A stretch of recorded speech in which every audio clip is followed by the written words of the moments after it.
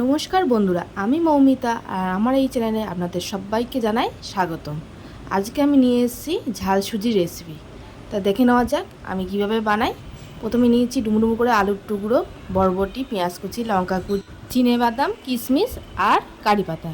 আর এখানে আমি নিয়েছি এক বাটি পরিমাণে সুজি, আর নিয়েছি কালো সর্ষে এবং শুকনো লঙ্কা। প্রথমে গ্যাসে কড়াইটা বসিয়ে তাতে সাদা তেল গরম করে ওতে আমি কালো সর্ষে এবং শুকনো লঙ্কা ফোড়ন দিয়ে দিলাম। ফোড়নটা একটু নাড়াচাড়া করে শুকনো লঙ্কাগুলো যেই কালো কালো হয়ে আসবে ওর মধ্যে আমি এবার কারি পাতাগুলো দিয়ে দেব।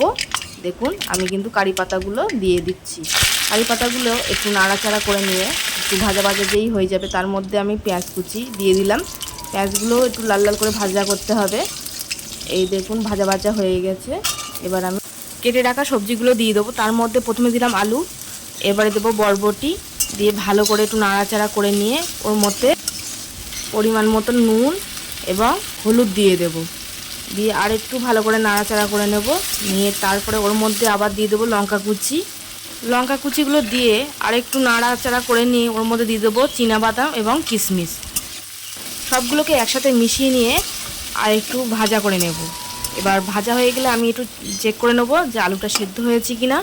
আর হ্যাঁ, আমার আলুটা কিন্তু সেদ্ধ হয়ে গেছে। এবার আমি যে বাটিতে সুজি রেখেছিলাম সেই সুজিটা দিয়ে দিলাম, দিয়ে নাড়াচাড়া করে নেব।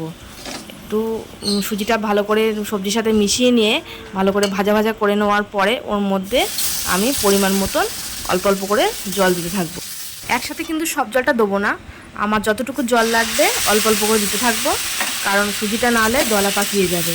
এখানে আমার ছোটো গ্লাসের হাফ গ্লাস মতন জল লেগেছে, সেই জলটাকে আমি দেখুন বারে বারে জল দিচ্ছি আর কিন্তু নাড়াচাড়া করে নিচ্ছি। আর এখানে খেয়াল রাখতে হবে এই সময় কিন্তু গ্যাসের জোরটা আপনাকে মিডিয়ামে রাখতে হবে। এরপর আমি সুজির মধ্যে চিনি দিয়ে দিলাম।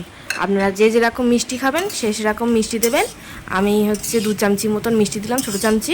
আমি এবার আর একটু ভাজা ভাজা করে নেওয়ার পরে বাটিতে তুলে নিলাম।